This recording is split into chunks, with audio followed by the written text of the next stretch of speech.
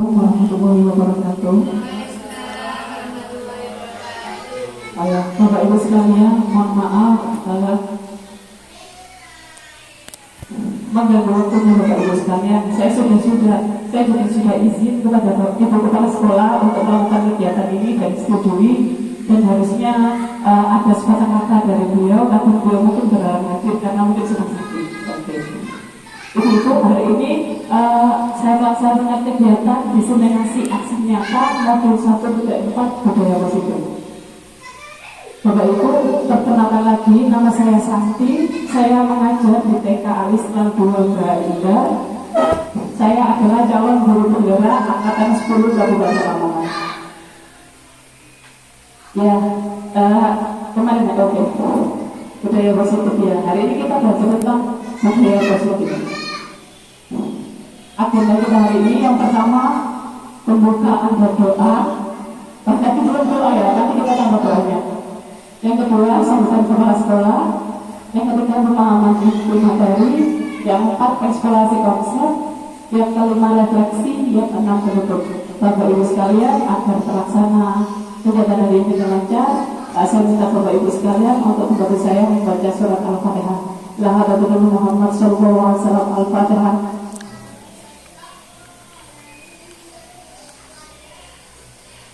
Terima kasih, amin amin ya rabbal alamin. Semoga kegiatan ini dapat terlaksana dari awal sampai akhir dengan lancar, amin amin ya rabbal alamin.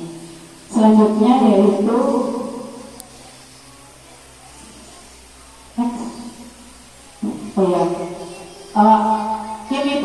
intinya itu saya belajar dan bisa menyampaikan ke Bapak Ibu sekalian.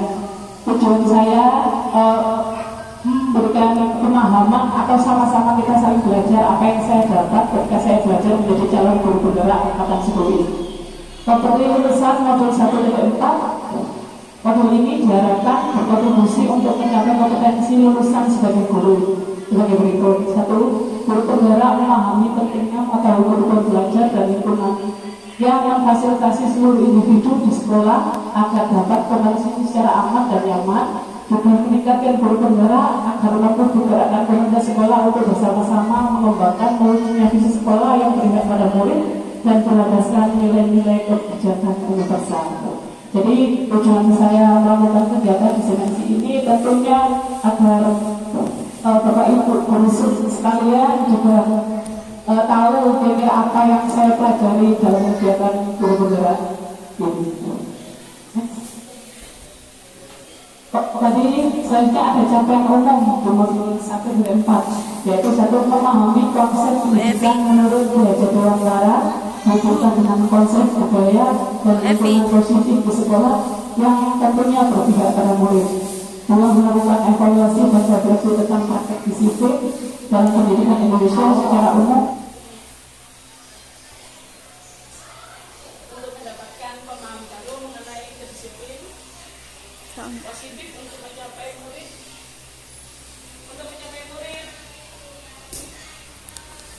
dengan profil pelajar Pancasila, memahami peran sebagai guru untuk membangun budaya positif dengan menerapkan konsep disiplin positif dalam berinteraksi dengan murid.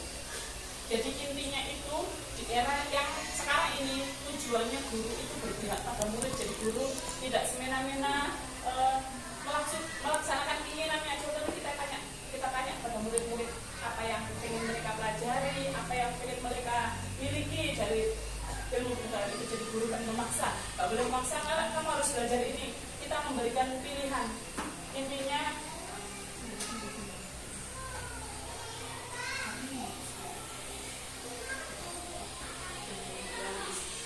Intinya kita sebagai guru berpihak kepada murid. Kita kembali ke capaian khusus modul 1.4, mendemonstrasikan pemahaman calon guru penggerak mengenai konsep budaya positif yang di dalamnya terdapat konsep perubahan paradigma, stimulus respon, dan teori kontrol. 3 teori motivasi perilaku manusia, motivasi internal, eksternal, keyakinan kelas, hukuman, dan penghargaan. Jadi di dalam modul ini kita belajar tentang keyakinan kelas, hukuman, dan penghargaan. Nanti kita sama-sama sharing apakah itu sudah sesuai di pendidikan kita atau di sekolah belum. Kita juga nanti belajar tentang 5 kebutuhan dasar manusia. Nanti akan saya jelaskan juga apa itu 5 kebutuhan dasar manusia. Juga ada 5 posisi kontrol guru. Guru sebagai apa? Guru nanti akan mempunyai 5 posisi. Salah satu kontrolnya tadi, dan juga tentang segitiga restitusi. Selanjutnya yaitu menerapkan strategi disiplin positif yang memerdekakan murid untuk menciptakan atmosfer sekolah aman dan berpihak pada murid. Selanjutnya yaitu menyusun langkah-langkah dan strategi aksi nyata yang efektif dalam mewujudkan kolaborasi dengan seluruh pemangku kepentingan sekolah agar etika budaya positif yang dapat mengembangkan karakter murid, bersikap efektif dan kritis terhadap budaya di sekolah dan senantiasa mengembangkan sesuai kebutuhan sosial dan murid.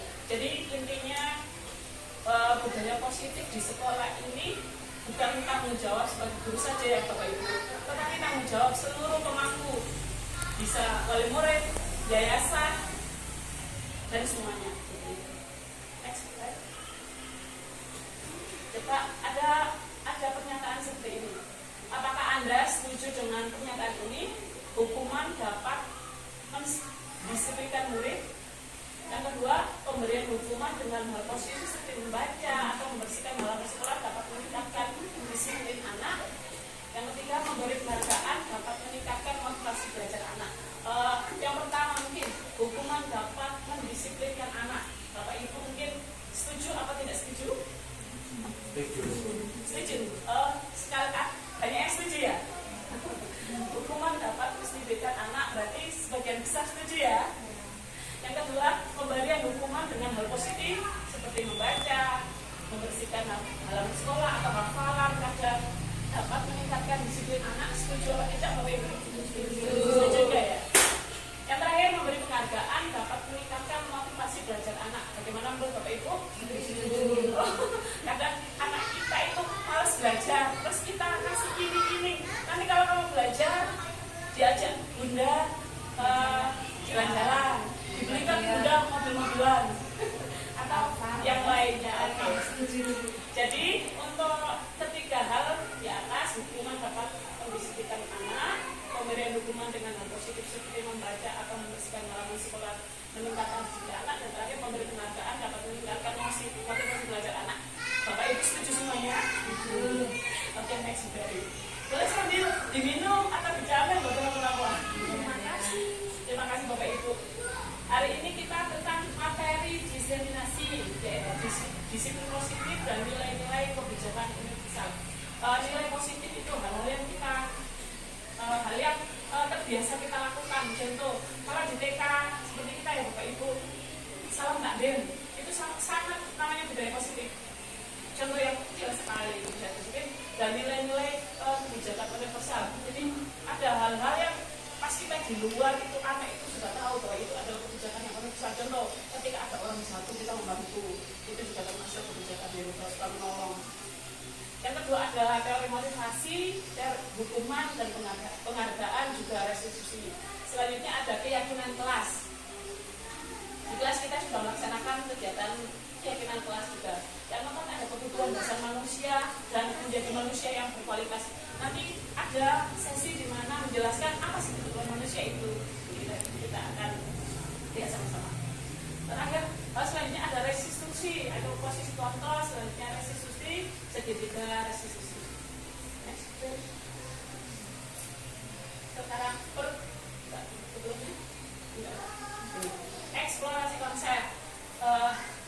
Jadi dimension kita adalah hari ini paling enggak nanti setelah kita sharing kita tahu bahwa kita belajar tentang disiplin positif dan nilai-nilai kebijakan universal.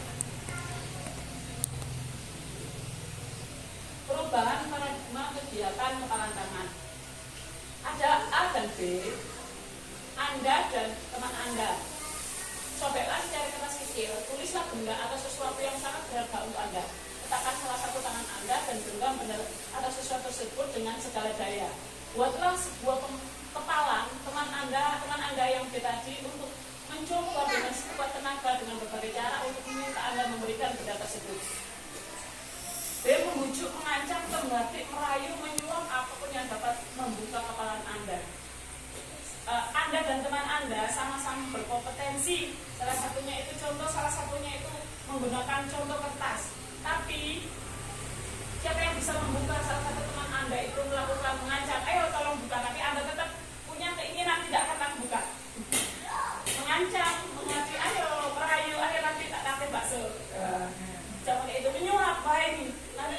200.000 ya, tolong buka, dia kalah.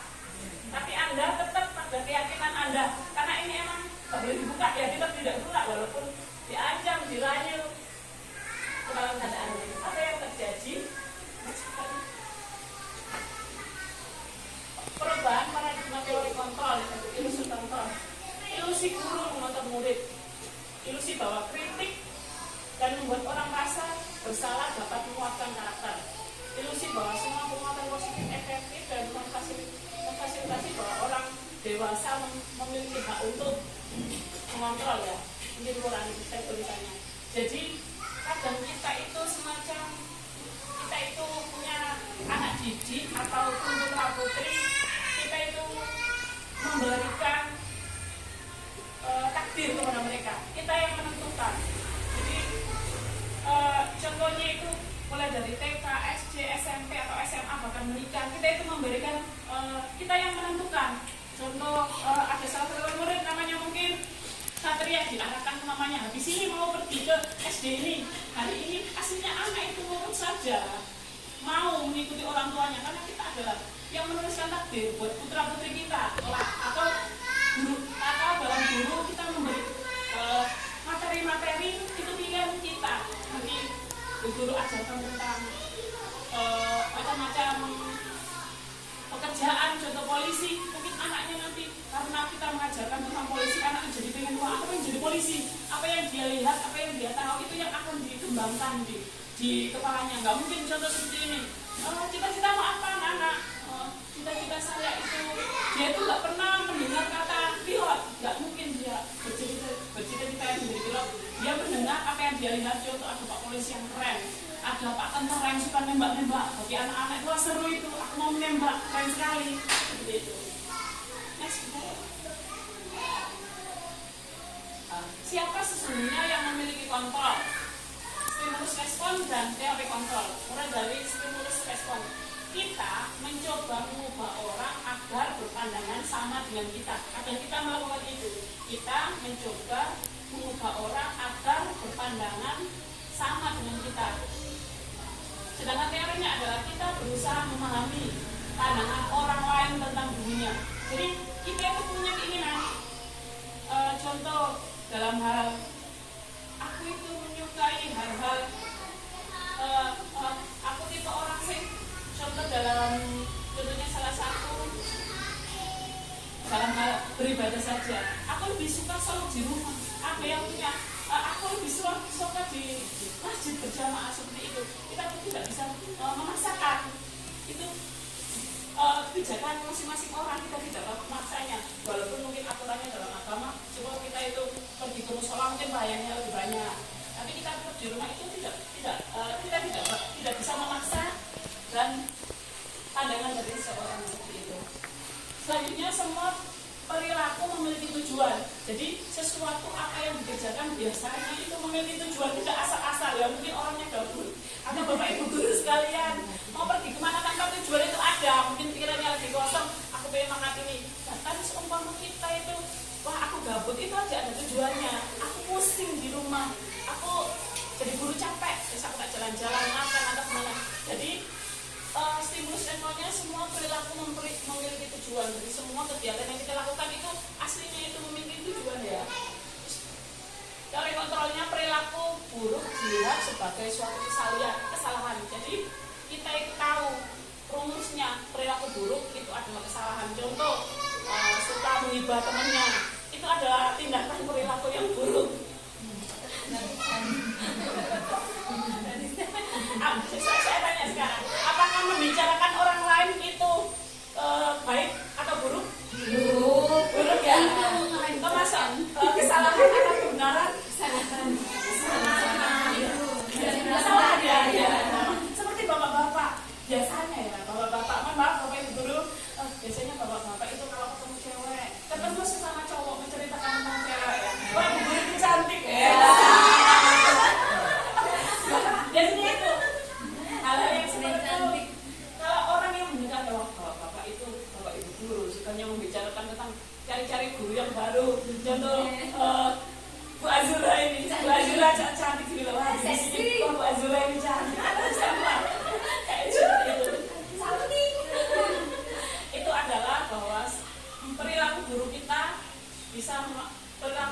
dilihat sebagai suatu kesalahan. Selanjutnya, orang lain bisa mengontrol saya menurut stimulus. Tapi menurut kontrol, pemaksaan ada pada bujukan yang akan gagal. Maksudnya seperti ini. Kita berkeinginan untuk mengontrol seseorang, tapi harus dengan membujuk atau memaksa. Kadang orang itu tidak mau untuk dikontrol ya. Apakah Bapak Ibu semuanya pengen dikontrol? Enggak. Coba saya tanya sekali lagi, apakah Bapak Ibu pengen dikontrol atau menjadi diri sendiri? Sendiri. Iya, dikontrol itu rasanya tidak enak. Biasanya enak, Bu. Oh, dikontrol suami. Oh, dulu zaman sekarang ya. Lalu sama suami. Oh, yang ini calon mantan baru. Mau dikontrol apa kontrol?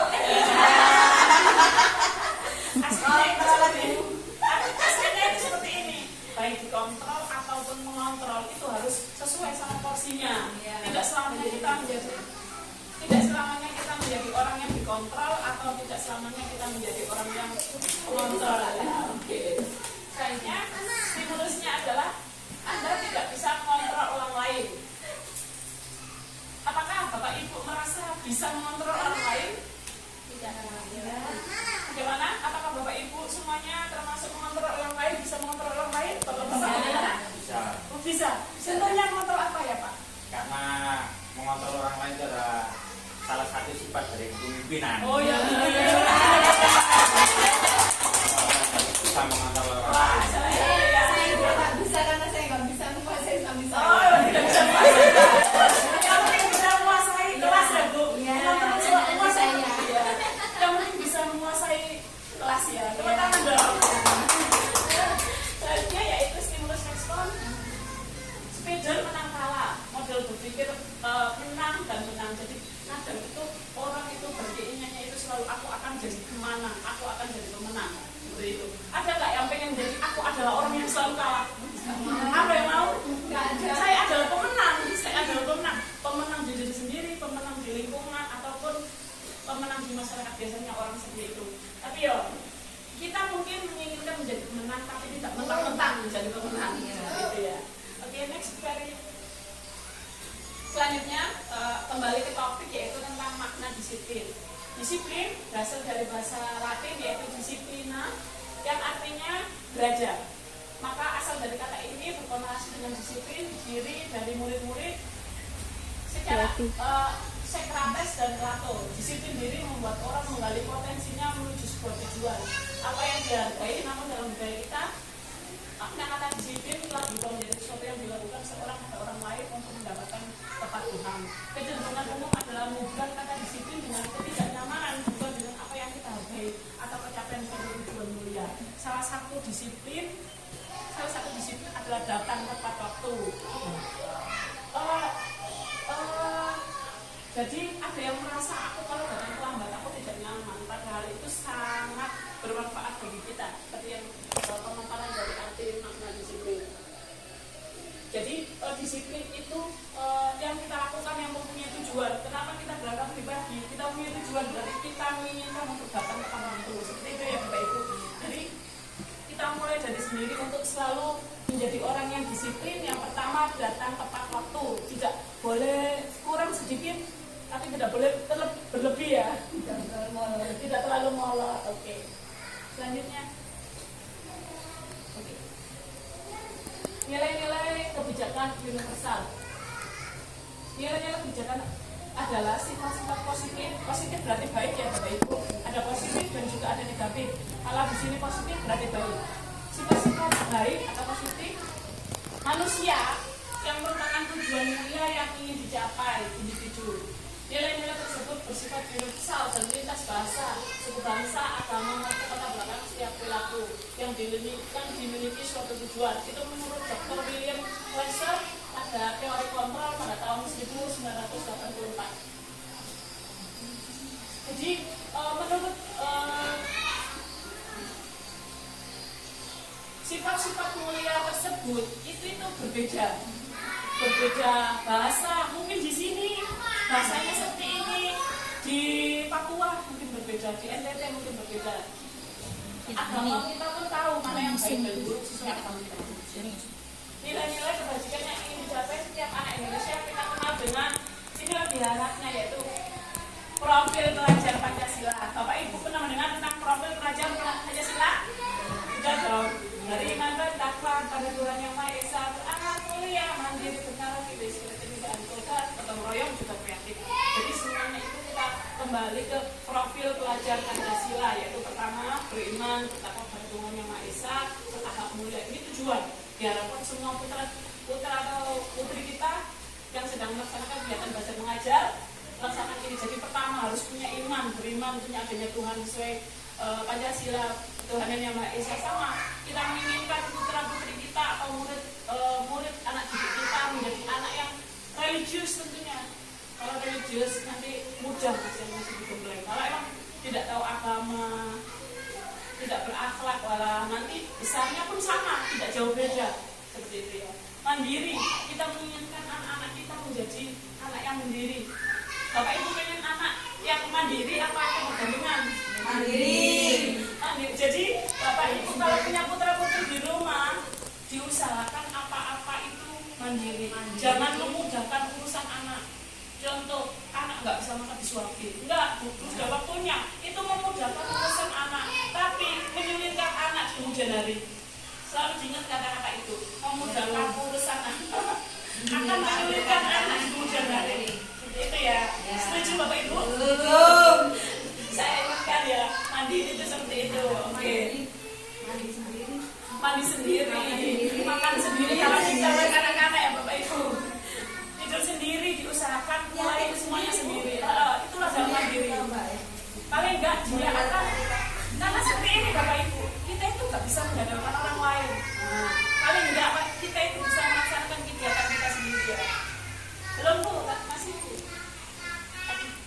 Oh, selanjutnya benaran kritis. Biasanya anak yang banyak tanya, mainnya apa, mainnya anak yang benaran kritis itu anak yang cerdas. Malah jangan diem banget apa main. Nggak jangan gitu.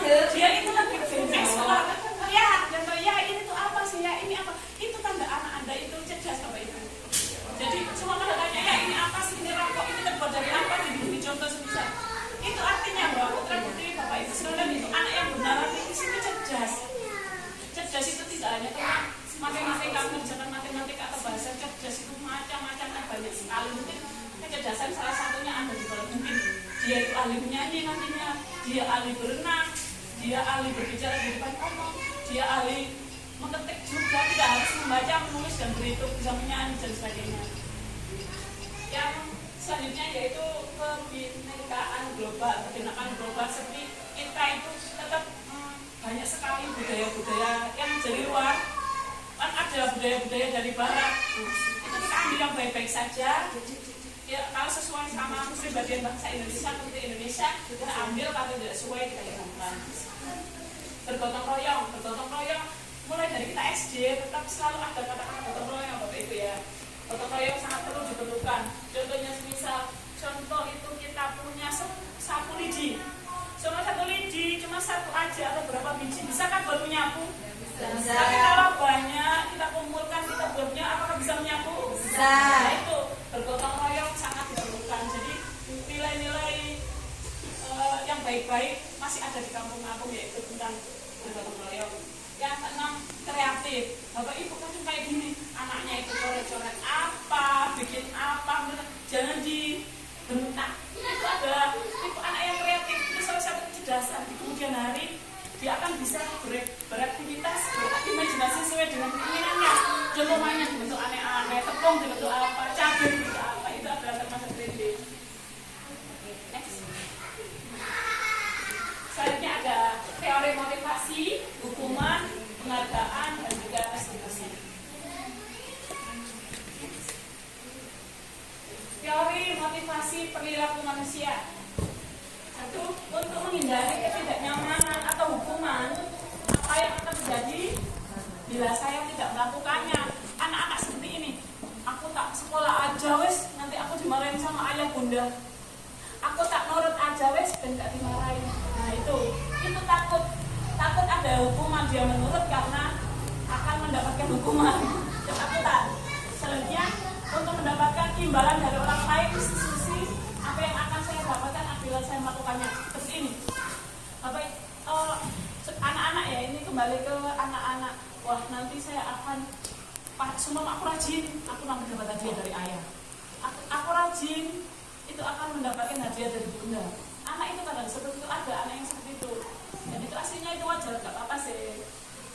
Tapi aslinya itu ya seperti itu.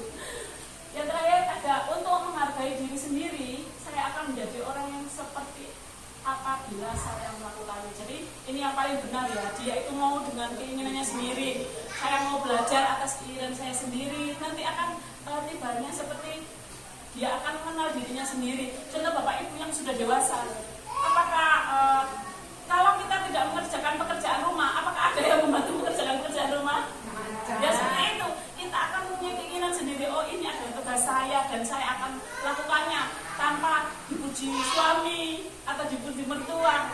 Kita akan secara ikhlas melakukannya karena kita sadar. Contoh bapak, kita semuanya bekerja sebagai bapak dan ibu guru. Sama bapak, aku akan bekerja biar aku mendapatkan cinta dan kasih sayang dari para istri. Tapi suatu ketika bapak-bapak ibu guru juga akan sadar, saya melakukan itu mencari uang demi saya sendiri, itu adalah emang tujuan saya sebagai laki-laki. Saya hanya mewujudi istri-istri yang cantik di rumah, anak-anak harus bersekolah mahal, makanya kerja keras, seperti itu ya. Itu termasuk motivasi yang untuk mendapatkan, takut mendapatkan hukuman, itu namanya motivasi eksternal. Selanjutnya yang pengen mendapatkan sesuatu itu motivasi eksternal. Dan yang terakhir yang kesadaran itu motivasi disiplin positif. Jika bapak ibu sudah sampai tahap, wah saya ini sudah melaksanakan kegiatan dengan tanpa dipengaruhi apapun, termasuk bapak ibu sudah melaksanakan tujuan hidup positif. Apakah bapak ibu sudah melaksanakan tujuan hidup positif? Insya Allah. Bagaimana bapak ibu? Apakah sudah melaksanakan tujuan disiplin positif? Gimana? Sudah apa belum? Alhamdulillah, sudah kita termasuk orang yang beruntung. Amin amin ya rabbal alamin. Selanjutnya ya, bapak ibu, kita ingatkan kembali tentang Ki Hajar Dewantara, yaitu Tuturi Handayani ya. Ngado Suntulodo, ngado Suntulodo, Madya Mangunkerso, Tuturi Handayani. Yang depan memberi contoh, yang tengah memberi semangat, yang belakang memberi dorongan agar maju. Jadi masih akan terngiang ini bapak pendidikan kita selalu dibahas terus ya Bapak Ki Hajar Dewantara. Karena ilmunya memang sesuai dengan semua perkembangan zaman. Menurut Ki Hajar Dewantara, merdeka belajar menurut Ki Hajar Dewantara.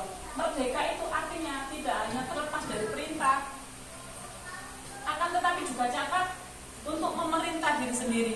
Jadi kita sebagai manusia mandiri adalah kita, quality control sendiri, kita yang menentukan kita mau kemana, bukan di setir-setir orang lain.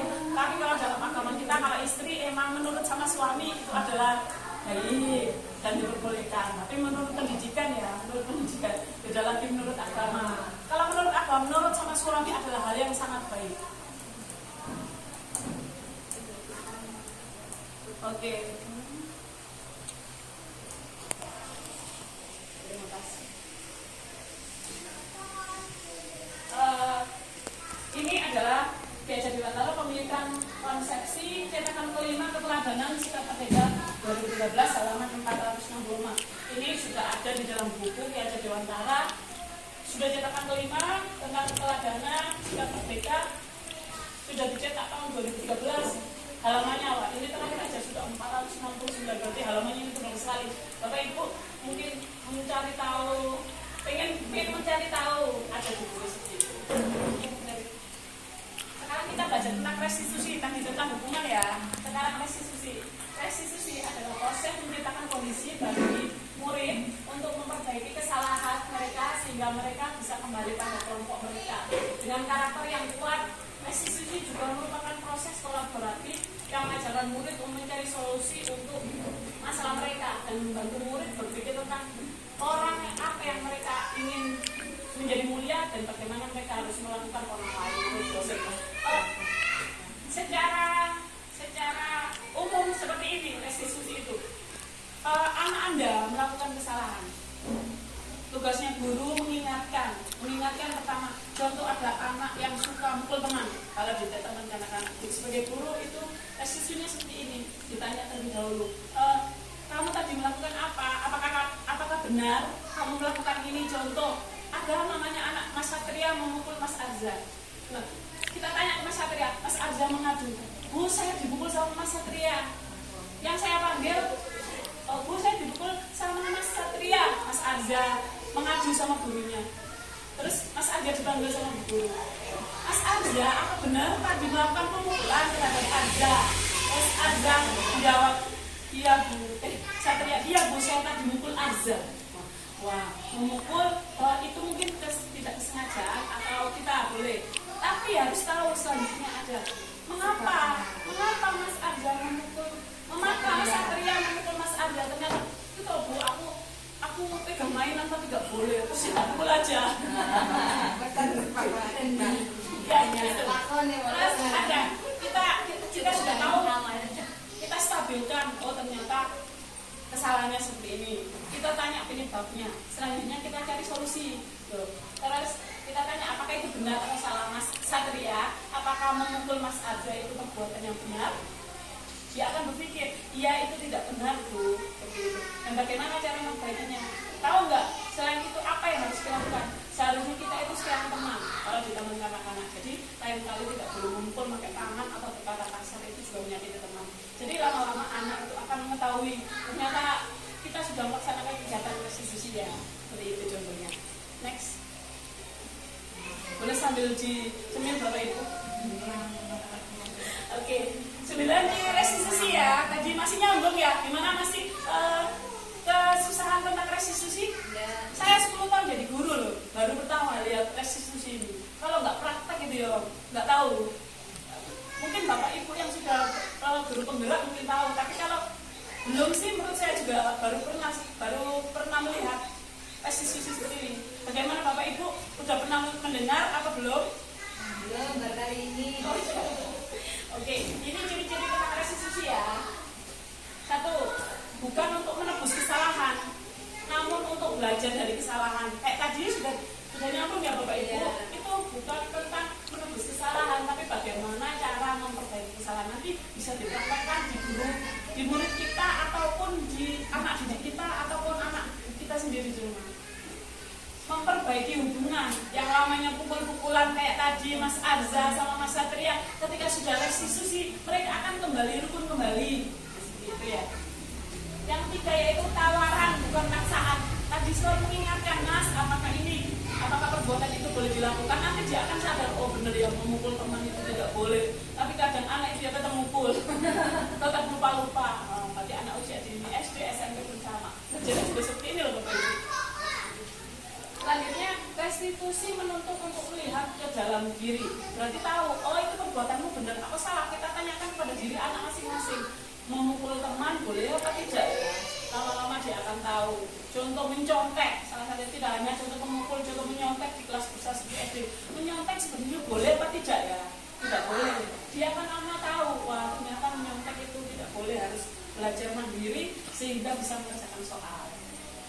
5, restitusi mencari kebutuhan dasar yang mendasari tindakan. Jadi kita tahu apa dasarnya itu tadi. Kita tahu kenapa anak melakukan kegiatan tersebut, dan kebutuhan dasar apa dan tindakannya itu seperti apa. Ya karena restitusi diri adalah cara yang paling baik. Kalau bahasa kita itu introspeksi diri. Kalau bagi anak itu namanya restitusi diri. Kalau bagi kita itu introspeksi diri. Apakah introspeksi diri bagus atau tidak bagus Bapak Ibu? Bagus ya. Jadi sering-sering introspeksi diri ya. Iya. Kita introspeksi aja. Restitusi fokus pada karakter bukan tindakan. Berarti contoh yang dilakukan oleh ibu guru tadi itu bukan merupakan tindakan, tapi karakter, kembali ke karakter sayang teman. Bukan tindakan terus meminta maaf, bukan seperti itu. Tapi itu karakternya, kita rubah karakternya anak menjadi lebih baik, menjadi mengingat, oh aku sampai kapanpun, contoh ada anak yang suka mencuri, kenapa kamu mencuri? Contoh seperti itu, dia akan menjadi anak yang jujur dan tindakannya. Sayang teman, sampai selamanya dia akan penyayang, punya uang sedikit diberikan kepada orang-orang fakir. Atau ada anak yang hobi mukul. Ada seperti itu. Sampai kapanpun kalau nggak dirubah pelan-pelan, dia mukul terus. Kayak seperti itu. Kalau anak yang baik, insya Allah akan baik selamanya. Gitu. Ya, restitusi fokus pada solusi. Jadi kita mencari solusi ya Bapak Ibu. Apa yang terjadi pada anak-anak itu kita cari solusinya sebagai guru untuk muridnya. 9. Restitusi mengembalikan murid yang berbuat salah pada kelompoknya. Pertama itu dikucilkan, wah jangan main ya sama si contoh dari Satria, dia suka mukul teman. Tapi setelah dia minta maaf, teman-temannya pun menerima dengan baik. Ayo kita berteman kembali seperti itu. Contoh guru-gurunya juga, wah guru ini ngeselin ya, terus gak usah dijak konco. Lama-lama emang kalau dia merasa sadar dan salah, kembali ke lingkungannya seperti sedia kala. Next, dari kita belajar tentang keyakinan kelas ya Bapak Ibu. Ini masih sabar ya. Kurang sedikit lagi kok loh, 23, 50 slide Bapak Ibu. Selanjutnya keyakinan kelas ya. Mengapa tidak peraturan kelas saja? Mengapa harus keyakinan kelas? Kita bedakan ya Bapak Ibu. Ada yang namanya peraturan kelas dan juga ada yang namanya keyakinan kelas. Oke. Siapa yang mungkin tahu apa itu peraturan kelas? Peraturan kelasnya bagaimana? Datang tepat waktu, memakai seragam lengkap, seperti itu peraturan. Beda lagi kalau keyakinan kelas itu biasanya ya, kalau peraturan itu dibuat oleh bu guru dan mungkin kepala sekolah, jadi anak tidak dilibatkan.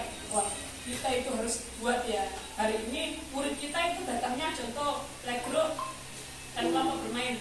Yang TK itu masuknya jam 8, yang playgroup masuknya jam 9. Itu yang menentukan itu kita, guru. Itu adalah peraturan. Beda lagi kalau namanya keyakinan kelas. Keyakinan kelas itu dibuat bersama guru beserta murid.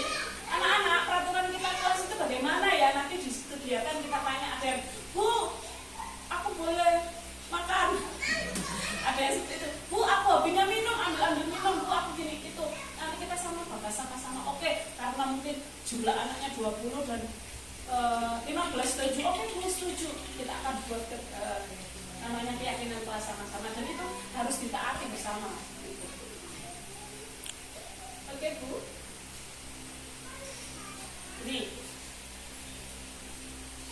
Jadi untuk peraturan kelas itu lingkarannya masih tetap sama tentang keyakinan kelas, lingkungan positif juga budaya positif. Jadi peraturan kelas isinya tadi itu masih tentang pertama peraturan kelas yaitu menjadi keyakinan kelas, selanjutnya akan menjadi lingkungan yang positif karena sudah melaksanakan peraturan kelas dan kelas, dan jika sudah dilakukan berulang-ulang akan menjadi budaya yang positif. Jadi itu adalah mimpi kita semua menjadi anak didik atau murid yang mempunyai budaya positif.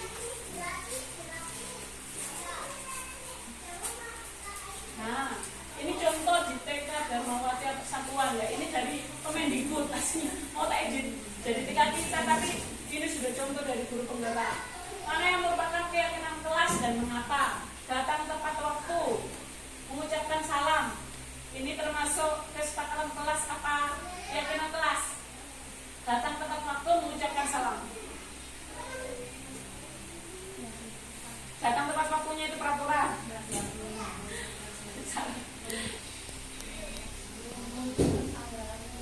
Salam. Oke. Kalau ini menjaga kebersihan sekolah. Terus berdoa sebelum dan sesudah kegiatan.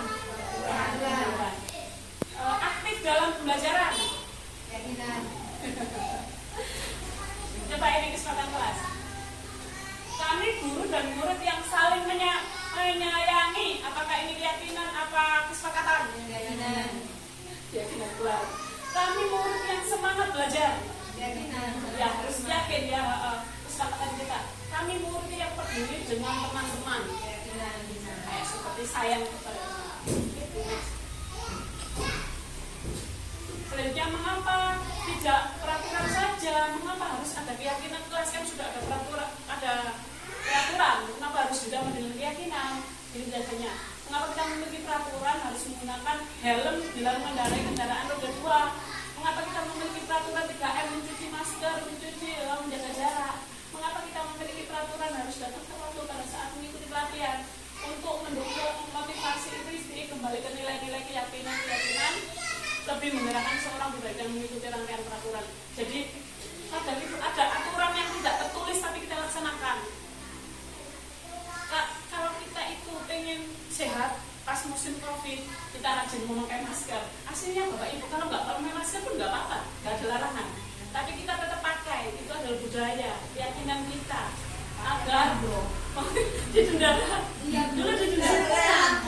Oh, aslinya contoh di rumah aja, nggak di luar. Emang peraturan tentu itu. Next, kabar ya Bapak Ibu. Udah berapa menit Bu Dia? 40. Alhamdulillah kurang 20 menit. Sampai ini. Pendalaman keyakinan kelas menurut tabel T dan Y. Ini saya jelaskan ada Y dan ada T. Kita jelaskan Y dulu. Kita itu ada yang namanya terdengar, terlihat dan berperilaku. Contoh hormat saja. Kita mampu meyakini bahwa sangat penting untuk menghormati semua orang dan barang milik orang lain. Untuk ini yang B bekerja. Kami meyakini bahwa sangat penting untuk mengerjakan segala pekerjaan yang mengikuti kegiatan yang telah ditugaskan. Yaitu untuk yang T itu ada terima dan tidak diterima. Belum banyak dimiliki. Kami meyakini bahwa sangat penting untuk merasa diterima pada suatu kelompok yang saling peduli satu dengan lainnya. Ini semacam nanti itu kayak kita bikin yang seperti ini yang dihormat, ada kalimat negatifnya seperti ini. Haruskah kita menghormati orang lain? Kita harus menghormati orang lain. Bolehkah kita membuang sampah pada tempatnya? Jadikan sepertinya kita membuang sampah pada tempatnya. Seperti itu. Bolehkah kita memukul teman? Seperti itu. Menyayangi, kita harus menyayangi teman. Gitu kan? Dan seperti itu contohnya. Tabel keyakinan kelas kita itu guru nanti akan mendiskusikan dengan muridnya. Ada tabel seperti ini.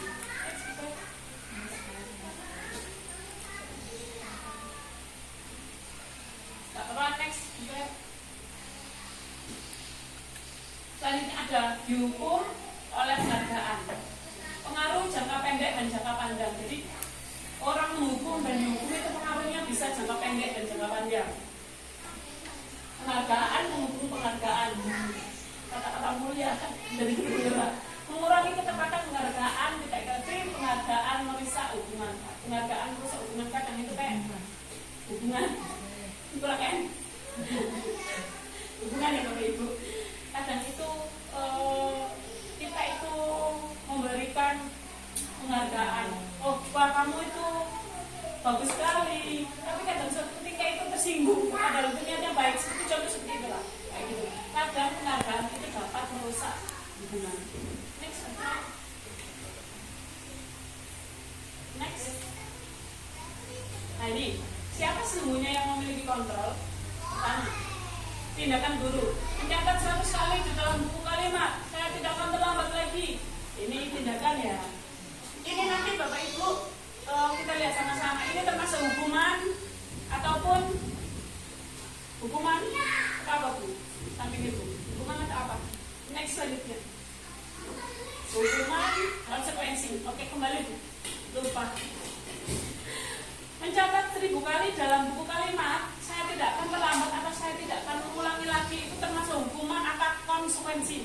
Konsekuensi? Hukuman. Sudah Pak Putri ngomong seperti itu. Hukuman. Lari mengelilingi lapangan basket 2 kali karena terlambat habis di sekolah, termasuk hukuman atau konsekuensi? Hukuman ya. Ada murid diminta untuk push up 15 kali karena tidak menggunakan masker. Oh, masker itu masker ya di sekolah. Hukuman. Oke. Membersihkan tumpahan air di meja tulis karena tersenggol pada saat belajar. Hukuman atau konsekuensi? Konsekuensi. Oh, Bapak Ibu pintar semua itu. Tangan buat Ibu semua. Murid disuruh untuk tidak menggunakan sepatu seharian di sekolah karena tidak menggunakan sepatu hitam. Konsekuensi. Hukuman apa konsekuensi? Konsekuensi. Oke. Lari mengelilingi lapangan basket 2 kali karena terlambat 20 menit. Oh, itu kembali ya. Wah, kayak double di sini. Ini mengelilingi lapangan basket 2 kali terlambat 10 menit pelajaran. Hukuman apa konsekuensi? Next, Ferry. Nah, ini sesuai tabel ya. Tadi itu termasuk hukuman. Hukuman. Menambahkan konsekuensi juga hukuman. Jadi, Bapak Ibu untuk parenting tadi tahu manakah sebenarnya hukuman atau konsekuensi kepada anak-anaknya. Next slide. Perbedaan hukuman dan konsekuensi. Kita mulai jelaskan sedikit lagi. Hukuman sesuatu yang menyakitkan harus terjadi. Wah, merasa tersakiti, aku dihukum bu guru. Iya. Konsekuensi itu harus terjadi, memang harus terjadi. Seperti itu. Hukuman membuat anak sakit, fisik atau hati untuk jangka waktu lama. Jadi memberi hukuman itu memberikan luka di hati. Kayak putus cinta. Cinta buyut, tahu cinta dan cinta buyut. Tapi untuk konsekuensi jangan. Tapi untuk konsekuensi merasa anak tidak nyaman, malu, aku sudah melakukannya, aku ini tidak dihukum. Itu konsekuensi tindakanku aja. Selanjutnya untuk hukuman anak membenci kedisiplinan. Nanti benci disiplin itu aku nggak mau. Tapi kalau di konsekuensi anak menghargai disiplin seperti itu. Untuk hukuman itu memaksa ya. Kamu dihukum seperti ini contoh. Main gak pulang-pulang, ada anak TK atau SD. Ternyata itu merupakan kalau konsekuensi itu stimulus atau biar nanti itu menjadi yang lebih baik lagi. Mendorong anak menyakiti diri sendiri. Nanti ada yang dihukum, wah ada anak loh seperti ini loh mendorong anak menyakiti diri sendiri. Tapi untuk konsekuensi mendorong anak agar mudah menyesuaikan diri. Oh ternyata hal yang saya lakukan tadi itu salah, itu berakibat fatal. Jadi saya tidak akan mengulangi lainnya lagi. Itu. Konsep diri yang buruk, kalau konsekuensi konsep diri yang baik, tinggi-tinggi itu jangan memberi hukuman. Berarti Bapak Ibu kalau di rumah itu kita buat atur dulu. Kalau kamu seperti ini, nanti hukumnya seperti ini. Nanti kamu kalau seperti ini akan menjadi seperti ini, tindakan terlebih dahulu. Biar tahu, biar nanti kemudian hari anak yang sudah besar tetap menjadi anak yang berpikir positif dan bagus. Terakhir, kalau hukuman itu kita akan merasa.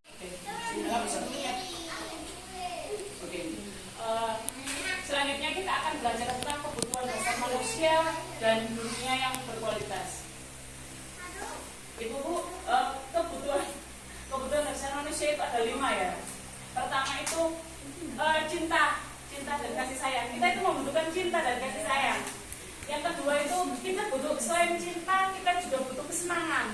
Jadi hal-hal yang kadang kita itu kesenangan itu kebutuhan sekali ya.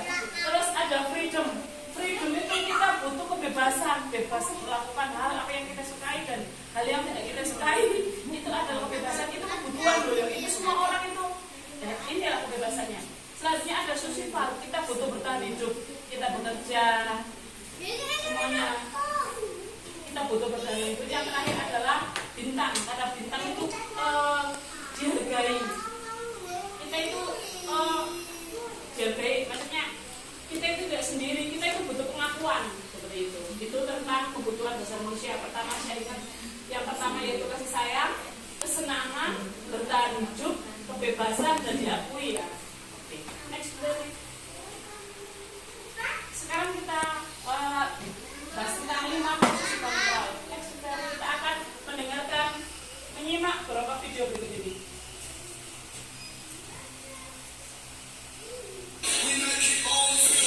Seru ya. Bisa dilihat sama-sama 5 posisi kontrol dulu ya.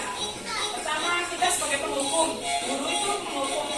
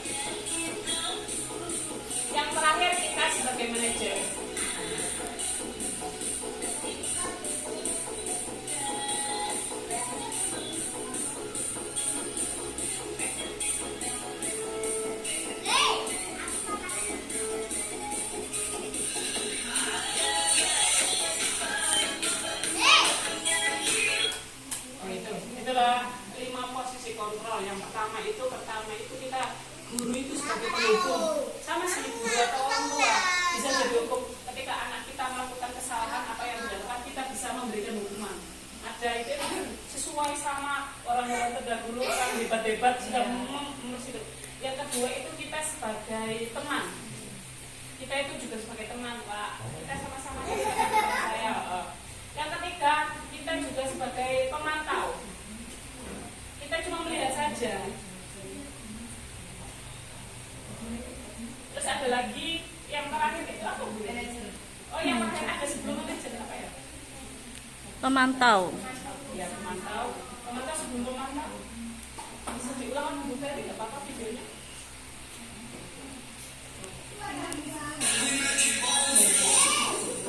Kita sebagai yang pertama kita sebagai penghukum, seorang yang menghukum dapat berupa hukuman fisik ataupun verbal. Yang kedua itu membuat rasa bersalah sampai lupa. Kita sebagai orang kamu telah melakukan, kasihan dong saya dong. Kamu telah membuat ini biar dia salah. Sebagai teman ya.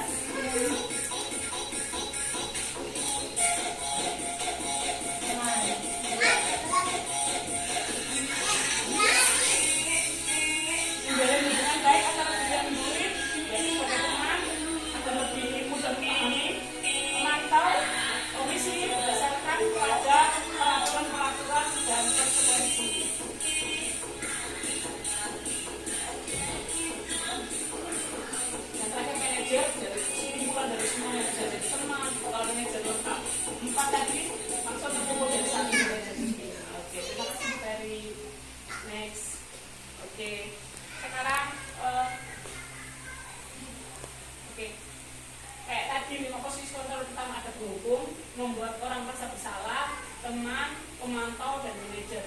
Bapak Ibu juga pas di rumah bisa mempraktekkan apakah bisa menjadi seorang yang berhukum, membuat merasa bersalah, teman, pemantau, dan manajer. Contoh seperti ini, putra putri sama yang itu contoh simple apa ya, mungkin ya bandel ya, mukul teman kayak gitu. Terus nanti itu kita hukum, kamu nggak boleh gini karena kamu memukul teman, itu kita jadi hukum untuk membuat merasa bersalah. Kamu nggak kasihan, Pak. Mungkin itu temannya itu dibawa ke rumah sakit. Nanti kalau nggak punya tangan gimana, tangannya rusak, nggak bisa jalan, nggak bisa makan, kamu nggak kasihan. Jangan mikir, oh iya ya, wah aku salah ini, aku yang menyebabkan itu bisa digunakan di rumah juga nggak apa-apa sebagai teman. Diajak ngomong baik-baik, jangan seperti itu dong, gitu lah. Pemantau itu seperti kayak melihat kamu gini boleh kayak gini, kamu gini boleh seperti ini. Cuma itu saja, sekedar memantau saja. Yang terakhir jadi manajer itu bisa jadi penghukum, membuat merasa bersalah, jadi teman, pemantau itu terakhir. Jadi ibu-ibu bisa, bapak ibu bisa memposisikan sebagai manajer seperti itu. Boleh next. Pernyataannya, saya kecewa sekali dengan kamu.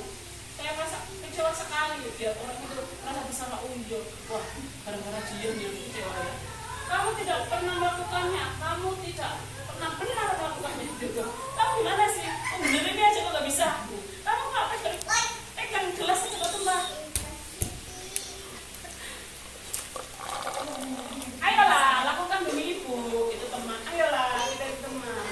Ayo, contoh ya, Azura, mamanya Azura.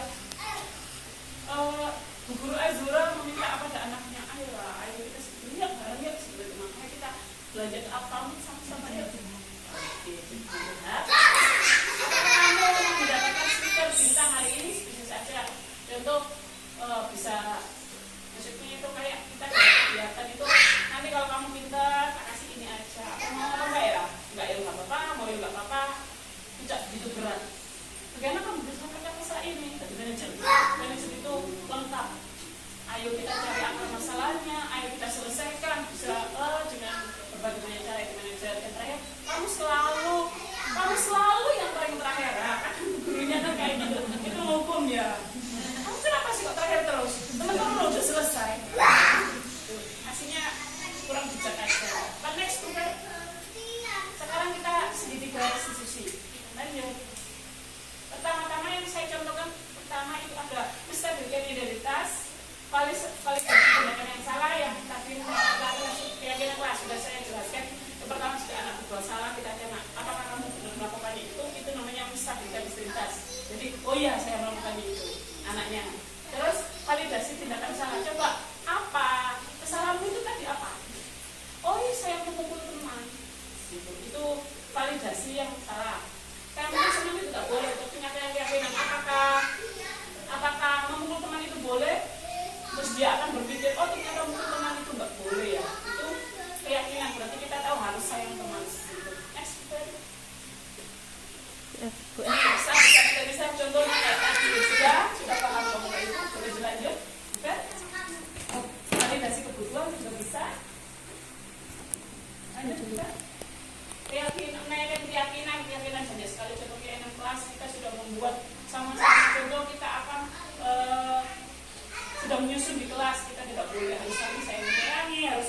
gampang pada tempatnya. Itu salah satu contoh. Contoh gurunya sebenarnya apa nilai yang kita pelajari di kelas kalau kita itu sepakat apa? Next kita keyakinan ya tadi next kita apakah kamu ingin berbuat baik? Apakah saat ini kamu sedang menjadi orang yang sedang kamu inginkan? Setiap orang pasti punya atau ingin menjadi orang yang baik. Bapak Ibu juga seperti itu kan? Gak mungkin ada niatan aku jadi orang yang jahat, tidak ada. Cuma kadang tidak bisa mengontrol diri sehingga terjadi hal-hal yang tidak diinginkan. Itu wajar sekali Bapak Ibu. Apakah saat ini kamu sedang menjadi seorang yang sedang kamu inginkan? Bapak Ibu bagaimana? Sudah menjadi versi terbaik dari sendirinya atau ingin menjadi wah aku ingin seperti ini, aku ingin seperti itu? Bagaimana Bapak Ibu? Semuanya berarti pengen menjadi lebih baik ya, setuju ya? Ya, karena tujuan kita ada menjadi seperti baik dan sebagainya. Apakah kamu bisa mengubah kegiatan perilaku kamu saat ini menjadi sikap yang lebih membantu? Jadi menjadi lebih baik ada ditambahi menjadi baik buat diri sendiri juga bagi orang lain. Paling kecil di kanan kiri tetangga, meskipun ya. Apakah wajar membuat kesalahan? Kesalahan itu hal yang wajar, tapi bisa kita memperbaikinya? Tidak semua kita selalu bisa memperbaikinya. Apakah yang kamu lakukan saat ini sesuai? Saat ini Bapak Ibu tetap mendukung saya menjadi orang baik.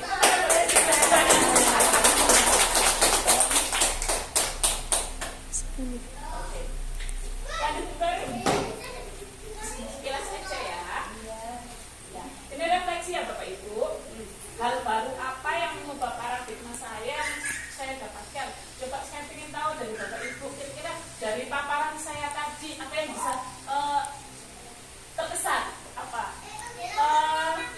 Bu Azura, kira-kira apa? Dari semuanya tadi. Tadi Terkesan Bu. Biar bisa untuk mendidik anak saya lebih rajin, mengontrol saya, introspeksi saya dan alhamdulillah menambah pengetahuan saya. Pak ya.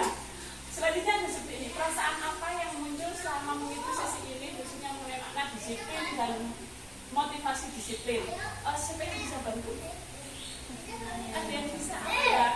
Apa yang muncul? Nah, intinya kita semua itu tujuannya itu membuat akan menjadi positif ya kegiatan kita ya. Oke. Orang ngomong seperti apa yang saya lakukan selama mengikuti modul ini? Aslinya nggak perlu nggak apa-apa ini. Saya akan menjadi among seperti apakah setelah mengikuti modul ini? Bapak Ibu nanti kan kembali ke keluarganya. Apakah budaya positif ini bisa diterapkan? Bismillah, semoga bisa. Yang baik-baik diambil ya, yang baik-baik ya. Contohnya apa Bapak Ibu budaya positif tadi? Yang baik-baik tadi ya.